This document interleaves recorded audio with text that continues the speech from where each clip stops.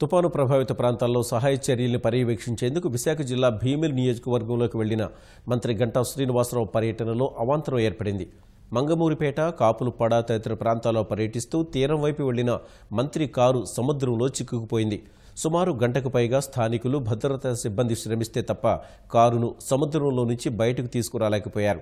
పెతాయ్ తుపాను ప్రభావానికి భారీ వర్షాలు కురుస్తుండడం, కెరటాల ఉధృతి తీవ్రంగా ఉంటున్నందున మత్స్యకారులను వేటకు వెళ్లొద్దని మంత్రి గంటా శ్రీనివాసరావు కోరారు. స్థానికులకు అవసరమైన ఆహార సదుపాయాలు, ఇతర సౌకర్యాలు వెంటనే సమకూర్చాలని అధికారుల్ని ఆదేశించారు.